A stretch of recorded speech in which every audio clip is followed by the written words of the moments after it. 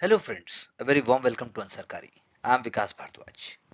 And as you would have seen in our previous lectures, that it was the Second World War which is going to change the landscape, not only in terms of international relations, but also in terms of how we gonna visualize planet Earth. Even when we speak about the 21st century, then you have to understand and see that many of the power structures and many of the social systems and also institutions which were created post Second World War, they actually dictated all the big and small changes in some way or another till now. But then from the examination perspective, it is very important to understand that it is actually post Second World War era, or you can say for India, it is the post independence era because India is also getting independence in the same decade, which is actually going to shape our lot of elements, including planning, policy, and in fact, geopolitical relations. So from that perspective, it is very important for not only history optional, but also for general studies. There will be an indirect applied question, and also same goes for political science and IR, apart from public administration, and certain aspects of sociology and even anthropology.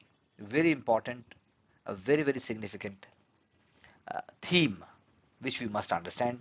So let's go and try to see basic concepts in clarity like the way our approach had been, so that you can enjoy, write, and also visualize in your mind while you are writing back in 150 words or at max in 200 words, and that too also at a phenomenal speed, which is definitely not a joke when we have to perform an exam. So the World War II is actually creating a kind of an anxiety in the foreign relations, we are saying so, because till now whatever had been the structure, it was all collapsed, a new structure emerged. Because during the last stages of the World War II, the relations between Soviet Russia and the West, that is US, France and UK, they became antagonistic. This is the one word you're going to write in your notebook, and then you have to understand and bring it at the right time. Now this period, which is termed as Cold War, because they never going to engage each other directly in a full scaled armed combat. There will be other regional wars like Korean War or Korean Peninsula War in 1950s, Vietnam in 1970s, Afghanistan in 1980s, in which both the sides supported some way or another one party or other party. This continued until the collapse of communism and a shift to democratic governance in Eastern Europe in 1989-91, and this democratic governance also is of the capitalist kind, which is the US model. That is why. Otherwise, Russia in the present day also claim itself as a democracy, and China also claims so. So how you can say only the US based model is the correct one, or it is phenomenal. So there is a difference in moral principles because the principles of communist states and the capitalist states, they are different. Liberal democratic states, they claim that communism is actually not liberal and democratic. Communist systems of organizing the state and society was based on the ideas of Karl Marx, that is Das Kapital, 1867, where the wealth of a country should be collectively owned and shared by everybody. For more details, you can go to the sociology optional playlist and just check out Karl Marx, and you will be having a phenomenal understanding. And that understanding can help you to write answers not only in society but also in world history, apart from sociology and certain aspects of political science. So the idea that everything should be redistributed, but how the redistribution is taking place, it is a kind of purge, or it is a kind of recollectivization, but at the cost of eliminating a lot of diverse elements. We have to understand that. So absence of private property and social classes is the key, which Karl Marx says is very important because evil lies with capitalism. Economy should be centrally planned in the interest of the well-being of working class and the peasants. It should be guarded by state social policies. I'm sure you are aware of these ideas, but you are going to write them properly, then only it can happen. Otherwise, everybody knows a couple of things. So capitalist system operated on the basis of private ownership of a country's wealth, where there is intervention by the government, but the intervention is very less. It is the market forces which are actually dictating health, education, private sector, manufacturing, and so forth. And the private enterprises are in the pursuit of making profits, and it is the preservation of power of private wealth. That is what we call it the gated communities, gated societies, and even gated cities can also be created if you are really going after the US model, or even wherever you see, whether it is South Africa, whether it is China, everywhere such kind of elements are visible. So do you really think it is the model which is going to bring success, which is going to bring stability, which is going to bring sustainable development? That is what we need to ponder. And that is what question will be coming up. Since the formation of first communist state in Russia in 1917, the capitalist states, they viewed it with mistrust, another keyword, and they were afraid of communism spreading to their countries. That's why Lenin, head of government of Russia, Soviet Russia, I should say, from 1970 to 1924, stated that the Soviet Union was surrounded by hostile capitalist encirclement.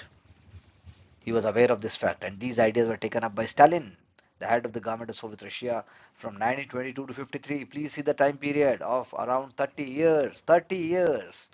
Russia was seen as a socialist island. Objective was to replace the present capitalist encirclement by a socialist encirclement. So Stalin stated that he viewed international politics as a bipolar world. One side US, another side USSR. Now you think in such scenario whether India was strategic enough or not, whether it had good, I should say good relations with one or another camp on certain ways, and non-aligned movement and the policy was innovated. So mistrust with each other, what is this mistrust is all about? So there was Western support of the anti-Bolshevik white movement in the Russian Civil War in 1920s. Russian Civil War, which was sparked by overthrowing of Social Democratic Russian Provisional Government. So we are not claiming that this government was really democratic or really socialist in nature, but it was obviously anti-communist, and communist ideas were actually anti-capitalist. That is why Western worldview will claim this government as Social Democratic Russian Provisional Government, which was in the power after the abdication of Tsar Nicholas II in March 1917. We have discussed these in details. You go to the theme of Russian Revolution and you will understand. And in the October Revolution by Bolshevik, that is Red Army, when the civil war broke out in Russia in 1918, several capitalist states like USA, Britain, France, and Japan, they sent troops to Russia to help anti-communist forces, that is the white forces, but the communists won the war in the end. It is something like which China has been claiming also, the long march of Mao Zedong, and then Chiang Kai-shek. He will be rushing back when everything collapses to Taiwan, and Taiwan represents the model, capitalist model, democratic model according to the Western world, whereas China believes that it is a renegade state. It is actually a part of China, which is integral part of China, but it is hostile, and that is why it cannot be allowed to remain or secede from China. One nation, or you can say, one nation must be there. That is what is the belief. So American refusal to recognize the Soviet Union until 1933, and the hostile attitude of the other European and countries like Japan towards Soviet, due to the rise of communist ideas in their colonies and in other countries, it made them hostile towards it. Now in 1926, Stalin is saying the era of peaceful coexistence with capitalism was coming to an end, and he ordered measures to prepare USSR for a war. Similarly, Stalinist Moscow trials in 1938 against Trotskyian and communist right averted the hope of a coup supported by British, French, Japanese, and Nazi German espionage. So if you're gonna quote Stalin without even writing the name of Stalin in the answers, you're gonna score certain marks, especially in the comment type sections. Alliance of convenience between US and USSR is definitely, because there are many areas where they both were together. So during Second World War, Soviet Union initially signed non-aggression pact with Germany, as we have discussed, Molotov-Ribbentrop Pact in 1939. But after the German army invaded Soviet Union in June 1941, Japanese bombing Pearl Harbor in December 1941, only after that, you can say, Soviet Union and Allied power formed an alliance of convenience. And I would say during even Cold War also, there will be certain elements of convenience if you just find out.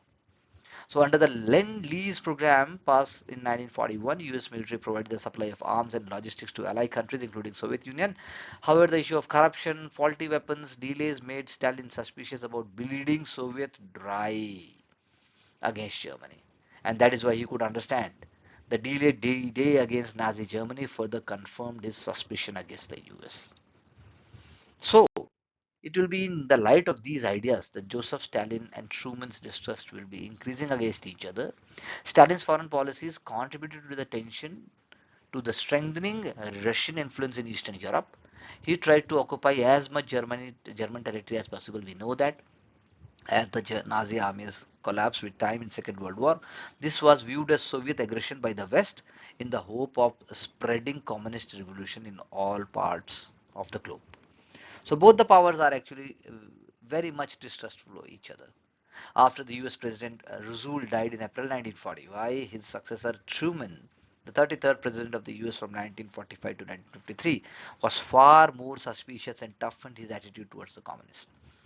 And how we can say it was confirmed? It was confirmed by the drop of nuclear bomb on Japan in 1945 without telling Stalin about the existence of it. And if you're gonna watch Oppenheimer movie, though you don't have time, then you will also realize even Oppenheimer was always, believed, and he was put on discussions, inquiry, and even a kind of investigation was against him, that he was a sympathizer and he was actually a communist supporting the USSR and its ideas, and he may be even providing ideas to the Russia how to create nuclear bomb. And US even rejected the request of Russia for a joint occupation of Japan. So both the sides had their own interests. USSR wanted to spread communist ideals, so it wanted to have friendly neighbors in the sphere of influence. Allied forces led by the US wanted to contain communist ideals, so they entered into Atlantic Treaty. That's what NATO is all about later on, for mutual defense, and entered the Korean War. Both sides, both sides actually must take blame for the Cold War according to the post-revisionist view. They must. So the emergence of two power blocks, 1945 to 53, that the USSR versus the USA, there are different vision for the post-war world, because the allies are disagreeing about how the European borders would be drawn following the war. The Western allies, they were desiring a security system in which democratic governments were established, whereas Soviet communists were actually looking for communist states. The USA wanted a bipolar world with USA and USSR, as the Soviets had already occupied the most of Central and Eastern Europe. But for Europe, or for the British, Soviet was a threat to Europe's stability, as they were threatening elected governments across Europe. So in October 1944, Churchill traveled to Moscow, agreed to divide the Balkans into respective spheres of influence. He agreed to the fact. And for President Roosevelt, USA's goals were Americans' economic supremacy in Europe and creation of a world peace for organization of long-lasting peace under American influence. Very important. Peace must be there in the world, but under us, under our hegemony, like the present day Donald Trump is talking about. So, whereas PM Winston Churchill, that is the Prime Minister from 1940 to 45 and from 51 again to 55, wanted to secure Mediterranean, Suez Canal, Arabian Sea, okay, to India for the survival of the British Empire. He wanted Central and Eastern European countries as a buffer between the Soviets and the United Kingdom. So what can you see? US is thinking from their perspective, UK is thinking from their perspective, Russia is thinking from their perspective. That's how, and they claim that they are the saviors of the world. So for the USSR under Stalin, the hope was that focus will be there on internal reconstruction and economic growth. They wanted communist friendly states as neighbors to prevent capitalist encirclement, as I just explained. And for that, Stalin created special training centers for the communists from different countries, that they could set up secret police forces loyal to Moscow as soon as Red Army took control over the country's capital. And that's what you can read also in NCRT when we speak about the contemporary world. So the Yalta Conference in February 1945 in Crimea, very important, attended by Franklin D. Roosevelt, the President of the US, British Prime Minister Churchill, and the Soviet Premier Joseph Stalin, to plan the final defeat and occupation of Nazi Germany. You need to remember the name, you need to remember the conference, you have to believe that you are visiting the conference, and let's go there, under which a new organization called United Nations should be set up to replace the failed League nations. Agreed. Germany was divided into four zones between Russia, America, British, and French. Similar arrangements were to be made for Austria. German military industry were to be abolished. Major war criminals would be tried before an international court. Nuremberg, that is what is called Nuremberg trials, and there's a movie books also on it. The commission was to be created to decide the amount of reparations. Free elections were to be allowed in the states of Eastern Europe. Stalin promised to join the war against Japan on the condition that Russia received the whole Sakhalin Island and some territory in Manchuria. So you can see the disputes between Russia and Japan, these are going back even to the times of Second World War. So you can see the Berlin division, French, British, American, and that's how the East or Soviet. It's a big part, you know. East Berlin is a big part, West Berlin is also a big part, that's how it is. So East Germany, West Germany, East Germany is the Soviet sector, West Germany is the Western sector, and that's how it continued till 1989 or so, exact date you have to see. However, there were several issues at the Yalta conference over the questions of Eastern Europe, because the Russian armies had already set up the communist government in Dublin, even though there was already a Polish government in exile in London. Stalin was offered to keep a strip of eastern Poland, which it had annexed in 1939. In return, he should allow non-communist members in exile to be part of the Polish government. But Stalin is not going to be happy with this. He is going to demand more. He also failed to keep his promise of fair and free elections which are held in Eastern Europe. Instead, communist governments were established in all these countries like Poland, Czechoslovakia, Hungary, Romania and Bulgaria. So for the Western power, the complexity of the situation was that Soviet assistance would be needed to be defeat the Japanese in the Pacific and Manchuria. They were thinking that we can't do it alone. In addition, were the military occupiers of the Eastern Europe after the end of Germany's war, that is on the 2nd September 1945. So the West is also understanding that they do not want USSR and its influence to be around, but what is the solution? That is why there was little which Allied forces could do, and on the other hand, in April 1945, President Roosevelt died and succeeded by Henry S. Truman, who is going to destroy Stalin more. By May 1945, Germany divided into four zones. I already told you, UN was established for the peace on 25th April 1945 based on the UN Charter in San Francisco.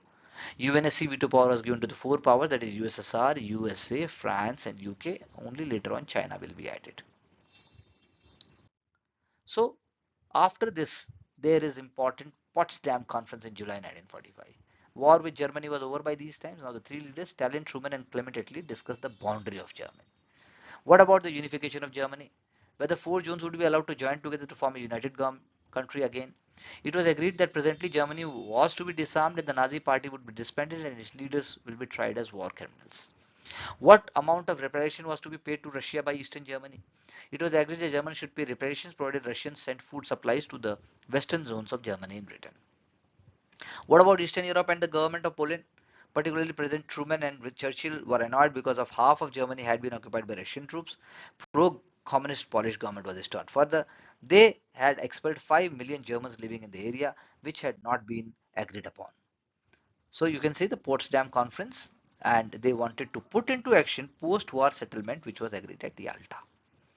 So we have tried to see here graphically. You can see role of Britain, US and USSR. You can also see the yellow one, the NATO states, and there is Warsaw Pact states.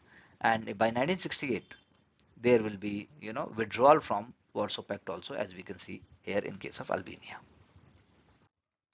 So the arms race between USA and USSR over security anxiety over dropping atom bomb on the Imperial Japan in 1945 is a very, very important historical, not just event. It is going to start a phenomena. So Truman is not going to inform Stalin about the nature of atomic bomb project which they were processing and which they were continuing at Manhattan. Although Churchill was aware of it, the Manhattan project was kept safe from German spies. 2 atom bombs were dropped on Japan. The war ended quickly on 10th August 1945 without needing the Russian help. And that's how America outsmarted Russia. That's what they believed. Still, Russia declared war on Japan on 8th August 1945, invaded Manchuria. They annexed South Sakhalin as agreed at Yalta, but they were rejected from being part of occupation of Japan. So with the help of atomic spies, Harry Gold, Julius and Ethel Rosenberg, David Greenglass and Klaus Fuchs helped the it helped the Soviets to get technological inputs for manufacturing and working of the atom bomb. The first Soviet bomb was detonated on August 29, 1949. Both the governments spent massive amounts to increase the quality and quantity of the nuclear arsenals. Both the nation quickly began the development of hydrogen bomb, and the United States detonated first hydrogen bomb on November 1st, 1952. Again, Soviets surprised the world by exploding a thermonuclear device in August 1943. So this is what is called the race. But whether it is the right one, that is what we have to see. During the Second World War, Soviet Union laid the foundation for the Eastern Bloc by directly annexing several countries to Soviet Socialist republics under Molotov-Ribbentrop Pact 1939 signed with Germany. They included Eastern Poland, Latvia, Estonia, Lithuania and part of Eastern Finland and Eastern Romania. Please keep a map along with you. Don't rush fast. You must be able to draw. If someone is asking you Eastern Europe, by your pencil or pen without becoming a cartographist, or you can say without actually understanding that you need to know the details. After the Potsdam Conference, they interfered in other countries like Poland, Hungary, Bulgaria, Albania, and Romania, and made them satellite states. That is what Russia is going to do, or USSR are going to do. Soviet-style economic model with Soviet secret police to check on them. Yugoslavia did not fit the pattern here because Marshal Tito, the communist Marshal Tito, had been legally elected in 1945, and he is also part of, you can say, non-aligned movement. He became the force to resent Stalin's attempt to interfere, and it was all taking place under the watchful eyes of secret police and the Russian troops. So you can see how the new world was unfolding. Stalin frightened the West in February 1946, in which he said that communism and capitalism could never live peacefully together, and the future wars were inevitable until the final victory of communism was achieved. To this, Churchill responded in his famous Iron Curtain speech at Fulton, Missouri, USA, in March 1946, in which he repeated the phrase he had used earlier: from Stettin in Baltic to Trieste in Adriatic, an iron curtain has descended across the continent. He called for a Western alliance which would stand firm against communist threat. It symbolizes the ideological conflict and physical boundary dividing Europe into two separate areas, Western Bloc and the Communist Bloc. So you have to mention in your answer these authentic and the first primary sources which we are discussing here. So that's how the Cold War is. That's how the Eastern Bloc, Western Bloc, and that is what is called the Iron Curtain over here. Please do understand the Eastern Bloc border changes from between 1938 to 1948. The question will be coming up here because it is a complex yet interesting, and it is not a mechanical exercise. So you can see the Iron Curtain speech. That's how the Europe was divided by Iron Curtain, split east and west. And Churchill called the heavily guarded border between the communist Eastern Europe and captive Western Europe is as a part of, you can say, uh, as a part of a boundary wall. So the world is in danger. That's what Churchill was saying, and Europe is also in danger. Free world is also in danger, and Western powers should build their own alliance. But what is the irony is that when English were knowing all these things very well, they never applied these ideas or these kind of humanitarian point when they were ruling brutally India. So here also you can say the Iron Curtain speech, or even stability of Europe. It is not actually the stability of the whole world. It is stability of only one continent. So that is how it is. You can see, you can again appreciate and watch carefully Yugoslavia, Hungary, Romania, and so forth. So the Morgenthau Plan on September 19, on 6 September 1946, the James F. Barnes and the U.S. Secretary of he's a U.S. Secretary of State delivered a speech in Germany warning the Soviet that U.S. intended to maintain military presence in the Europe indefinitely. Unlike today's time, when Donald Trump and J.D. Vance and others are talking, you are you are not our liability. So Morgenthau Plan was educated to eliminate Germany's ability to wage war, Dowd by eliminating its armament industry and removal and destruction of heavy industry and countries' mine to reduce military strength.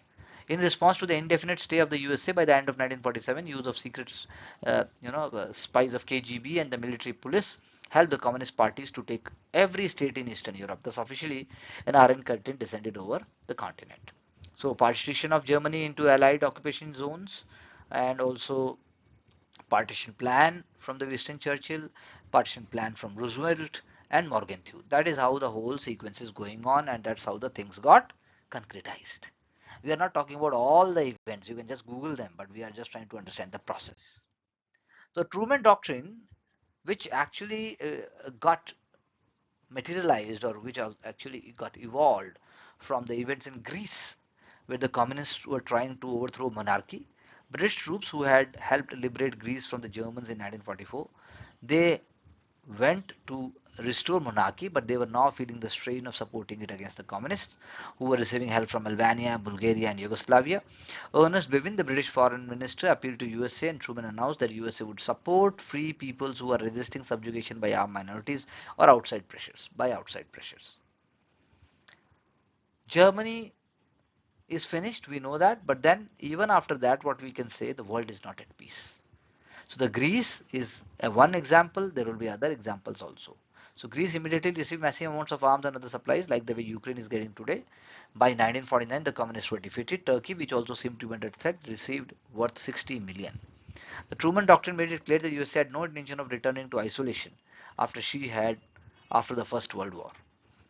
She was committed to the policy of containing communism, not just in Europe, but throughout the world, including Korea and Vietnam. How far do you agree? These kind of philosophical ideas and also strategy, foreign policy, which British, was somehow playing along with the US. Today, also both the countries claim to be the best of the best friends and also all-weather friend.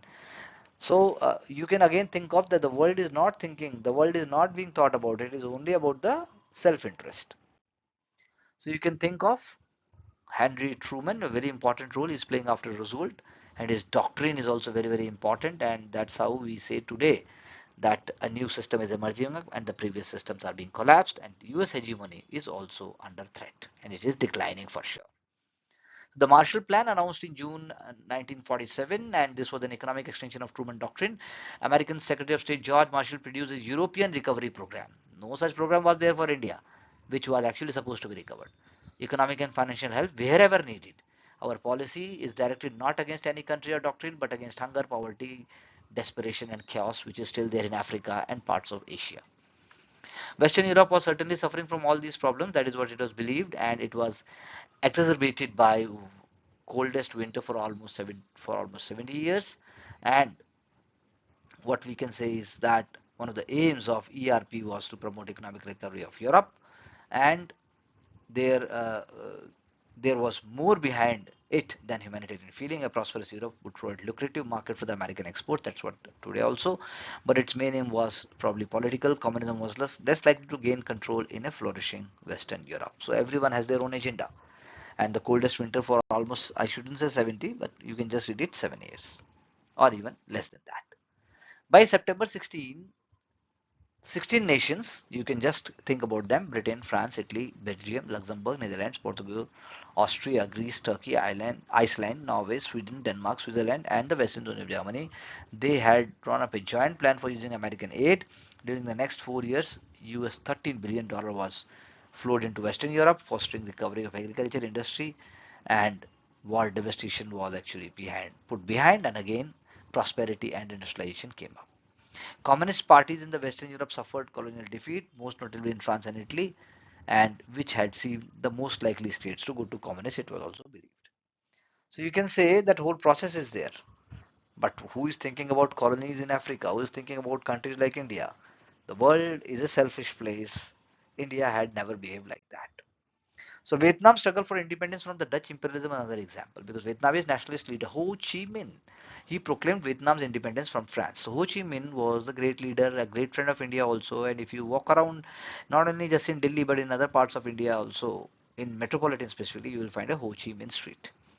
So he fought against French-backed regime in Saigon of South Vietnam. President Truman of the USA was fearful of the domino effect throughout Southeast Asia. That means if it is going to be free, it is going to be communist. Every other country will be becoming communist if the French are going to lose Indochina. Therefore, they are giving aid to the French. They are backing their regime in Vietnam, and he is going to give aid to Turkey and Greece also, and help contain communism in Europe and the Middle East. Another example is the Greek War 1946. Greek and Czechoslovakia were the only countries in Eastern Europe that were not communist. Very important for the prelims perspective. The Greek Civil War 1946-49 took place between Greek government army backed by Great Britain and the US, and the rebels of the Greek Communist Party were backed by Yugoslavia, Albania, and Bulgaria. It was fought over power by communist and nationalist groups after weakening of the fascist Nazism in power in Europe, as we have just discussed, because once Nazism is going to finish, lot of power structure are going to change. So the war left Greece in a greater economic crisis than the country suffered as a result of German occupation. And you can even recall, and you can Google it, that even before these times, within the last decade, Greece was again under a great financial stress and also uh, depression, and it was bailed out by the European Union and its financial institutions. So it was one of the first conflicts of the Cold War. Communist insurgents were defeated by the government forces. USA also funded Greece through the Truman Doctrine, which it, in one phrase we can say, support for democracies against authoritarian threats, and Marshall Plan. The communist was overpowered militarily and also politically, as there was a bitter split between Joseph Stalin and Yugoslavia's President Joseph Tito. They both differed over the status of war. For Tito, war was important for the Balkan region. So you can see there are a lot of undercurrents, lot of micro points which we need to understand. So Communist Information Bureau 1947, we can understand first what is Cominform. Communist Information Bureau was the Soviet response to Marshall Plan. Like they have Marshall Plan, they have Cominform. Stalin set up it in September 1947. Organization to draw together various European communist parties. Satellite states were its members. French and Italian communist parties were also represented. Aim was to tighten grip on satellites. To be communist was not enough. It must be Russian style communism. Eastern Europe was to be industrialized, collectivized, and centralized. These are the three very important keywords. States were expected to trade primarily with Cominform members, and all contacts with non-communist countries were discouraged. Yugoslavia objected. She was expelled from Cominform, though she remained communist. In 1947, the Molotov Plan was introduced, offering Russian aid to satellites. Another organization known as Comecon, that is Council of Mutual Economic Assistance, was also set up to coordinate their economic policies. So you see, like Marshall Plan, here also you have different kind of plans. So what one can say that both the groups and powers, they want their own hegemony and they want as many friends and as many satellite people as possible. So President Truman, as I just told you, and also one hand you have Joseph Stalin. Both of them are there at the same time trying to have as much influence as possible. Think about countries like India, what it can do. How it can went on to choose only one camp of US, which is not exactly correct in all the times. Similarly, how it can join Russian camp, which is also not correct in all the areas and all the policy formations. So Eastern member blocks, you can see again very important for the prelims. Check out the location of Poland, Czechoslovakia, Hungary, Romania. Every time question is coming up, name the countries bordering Romania, name the countries bordering Albania, name the countries bordering Poland and so forth. And even Ukraine has also been asked in the prelims. So coup in Czechoslovakia in 1948 is very important because in 1946 the left coalition won the election. They formed the government. They still hope that Czechoslovakia would remain as a bridge between East and West because it has highly developed industries. In 1948, when the communists found that they were going to lose the election, they seized power in the armed coup. Candidates who filed for nomination were all communists. The coup became synonymous with the Cold War. The loss of last remaining liberal democracy in Eastern Europe came as a shock to the millions in the West. Western powers, though, protested, but they were not able to do anything because it was an internal affairs, and Russian divisions occupying Austria, they move up to the Czech frontier. Now the bridge between East and West was gone and the Iron Curtain was complete. So you have to understand the philosophy and you have to understand the process. So the Cold War between US-led Europe versus USSR-led Soviet bloc, it is also claimed to be the coming of the arrival of the national security state. Why? Because both the countries will be actually crazily going towards containing and also having a lot of weapons and extraordinary spending on the defense. The signing of the National Security Act of 1947, Department of Defense and Central Intelligence and the CIA, and the National Security Council NSC, which they were established, which shaped the Cold War policy. Now you can think of when CIA came into being. Now you can think of how NASA is also going to function and so forth. This National Security Council of United States is the principal forum which advises and assists the President of the US on national security, military and foreign policy matters. And it is based in the White House. It is part of the Executive Office of the President of the US and composed of senior national security advisors and cabinet officials. The function of the council was to advise the President with respect to the integration of domestic, foreign and military policies relating to national security. There is no harm in understanding this. Whereas CIA is a civilian foreign intelligence service. Civilian is the keyword here, of the federal government of the US, which gathers, processes and analyzes national security information from around the world, and it is primarily doing it through, you can say, use of human intelligence. That is called humanit. Very important word. You must use it in ethics also. You must use it in your when we talk about internal security questions and also in world history. Conducting covert action through Directorate of Operations to advise. Today also it is going on. So establishment of security state for Soviet Union. Let's also see that. NKVD, People of Commissariat for International Affairs, abbreviated NKVD, was Interior Ministry, Ministry of Home Affairs of the Soviet Union. The agency was originally tasked with conducting regular police work and overseeing countries' prison and labor camps. Disbanded in 1930, its functions were dispersed to other agencies. Then it was reinstated as an all-union commissariat in 1934, where it was dissolved in 1946. MGB, Ministry for State Security, was the Soviet state security apparatus dealing with the internal and external security issues from 1946 to 1953.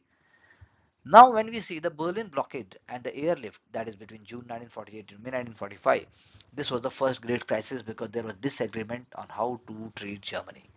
So Yalta and Potsdam, it was agreed upon that Germany and Berlin were G20 four zones, as we have read.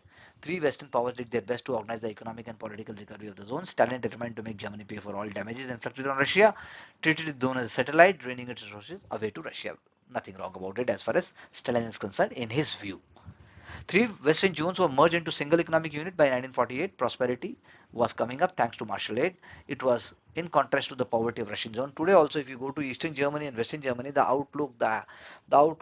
kind of philosophy, the kind of architecture, the kind of employment, and the kind of people, you will find that there is a stark difference in the ideologies. And even if you see the present German political system and also political parties, you will also see there is an impact of the same.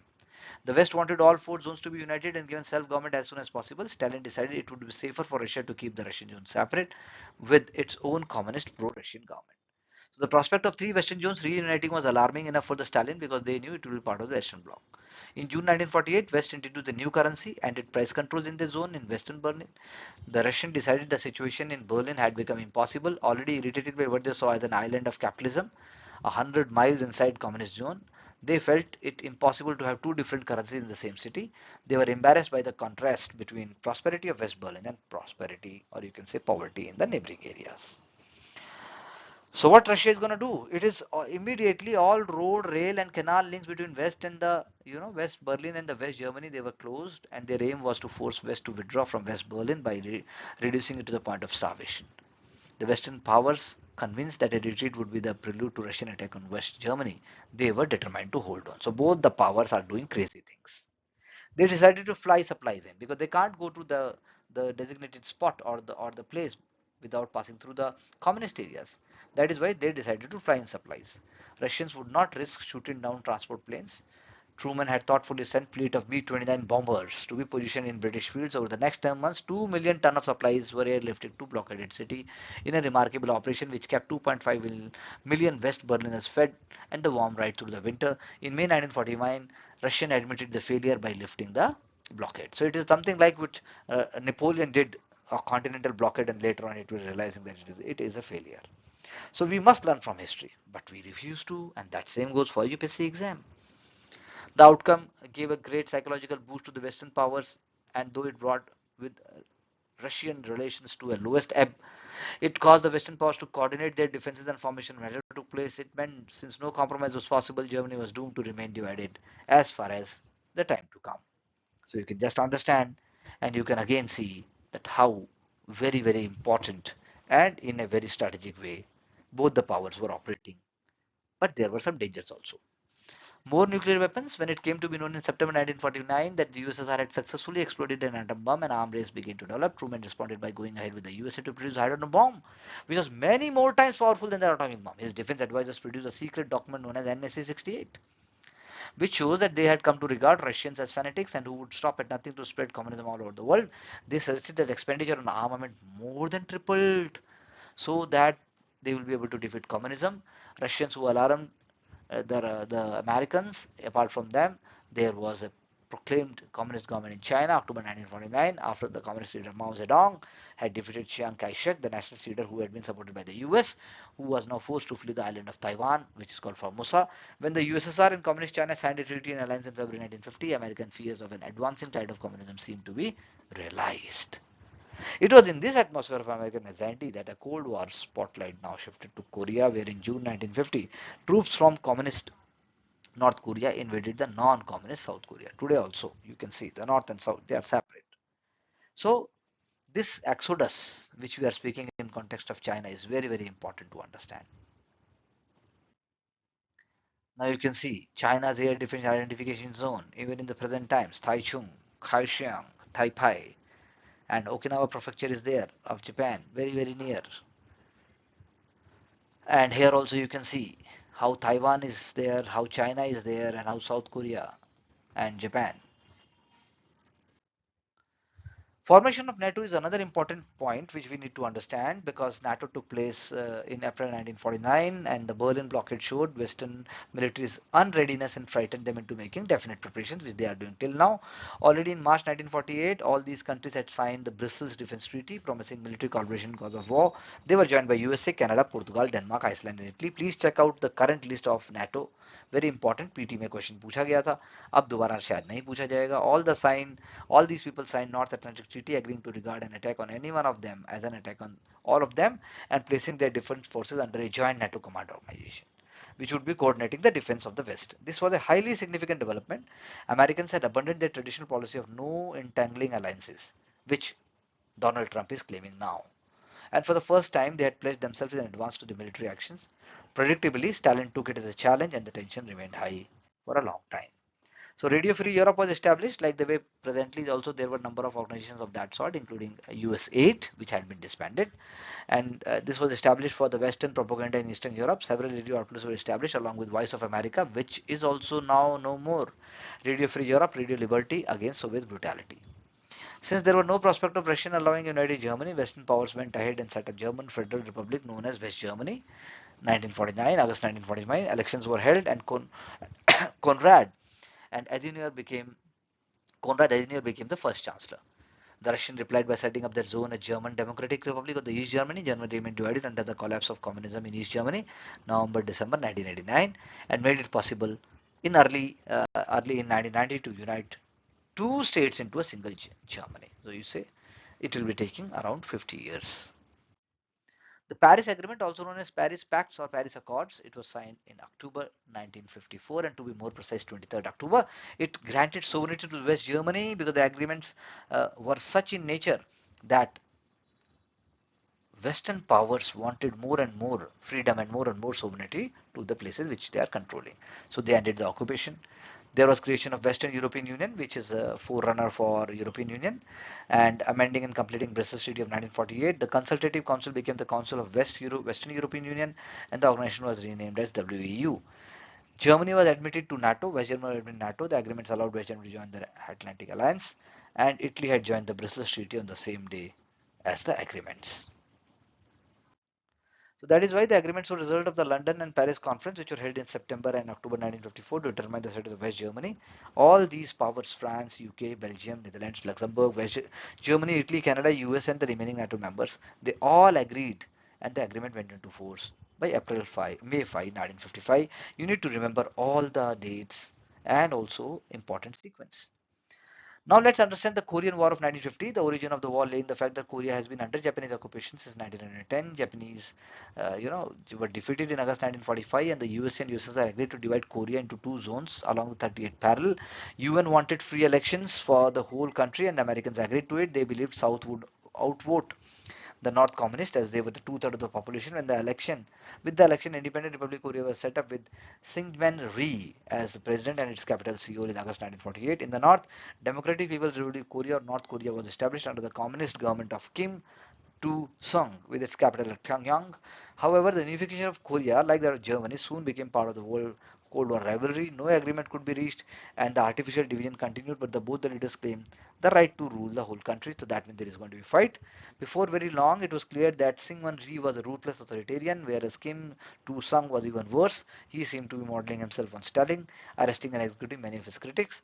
So without warning, one can say North Korean troops invaded the South Korean ones in June 1950. So the question arises why it actually is invading, because it is still not clear that how the attack originated and whose idea was it. But suggestions are there. Kim Sung-too's own idea, possibly encouraged by the statement made by Dean Axon, the American Secretary of State, early in 1950.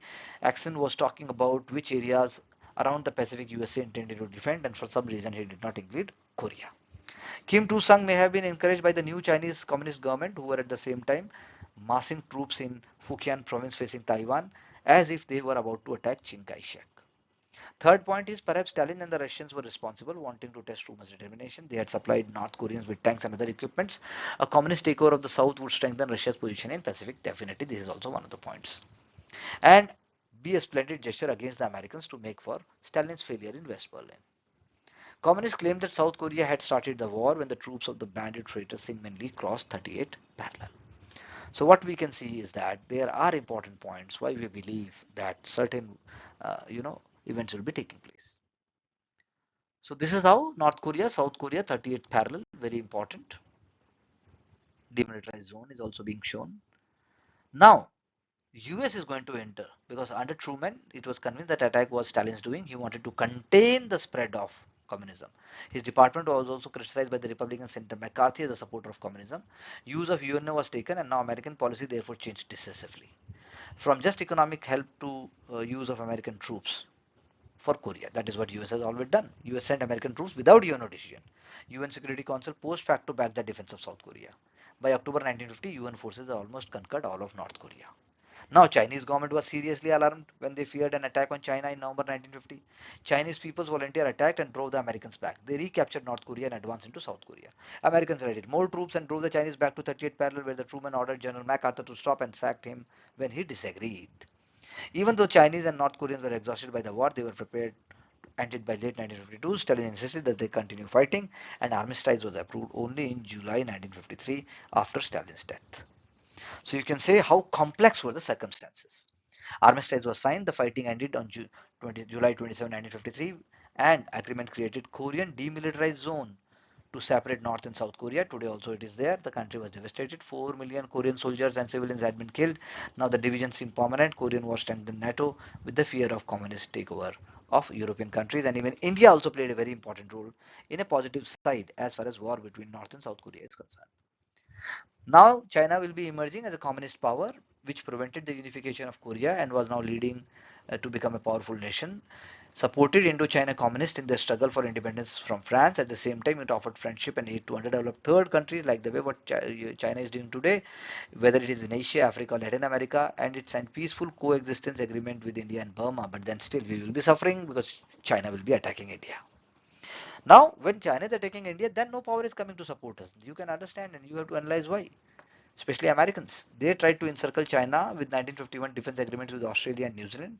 It also set up the Southeast Asia Treaty Organization, that is called SEATO, but only three countries, Pakistan, Thailand and Philippines, joined SEATO. USA was now committed to defending Chiang Kai-shek and wanted to keep Taiwan as a military base, and that's why today also it is the same case. So formation of SEATO 1954, and one can say the Southeast Asia Treaty Organization, also known as SEATO, Manila Pact, in Manila, Philippines, establishing collective defense mechanism in Southeast Asia to defeat communism. Again, Allied forces agenda. Other countries included were Australia, France, New Zealand, Pakistan. We have to understand Pakistan. India is part of non-aligned movement. Pakistan is an opportunistic nation. Thailand, along with UK and US.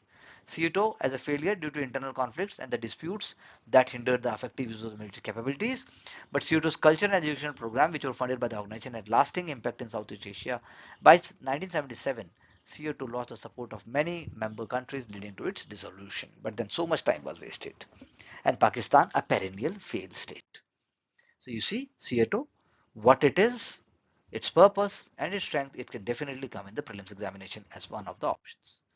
CENTO 1955, parallel to CETO is the CENTO, formed to contain spread of communism, and it is known as the Central Treaty Organization, the Middle East Treaty Organization, formed by Iran, Iraq, Pakistan, Turkey, and the UK through the Baghdad Pact in 1955, dissolved in 1979 due to Shia revolution in Iran, who opened a diplomatic channel towards the Soviet Union and withdrew from CENTO. Pakistan also withdrew in 1979 and was not able to use the organization effectively against India in 1971 war in Bangladesh. So that is how we have to understand these important basic developments. But I am not taking up all the events. I request you just chat GPT, Google or AI, just check out very important big events, whether it is the Suez Canal crisis and so forth. We'll try to see that so that you have your own analysis. Very important. And so that you have your own memory based thinking and you are able to create a kind of an effective answer when it comes to writing these parts. That is why revise, repeat, write questions, discuss, and that is the part of our whole program leading to your success with Ansarkari. Thank you very much.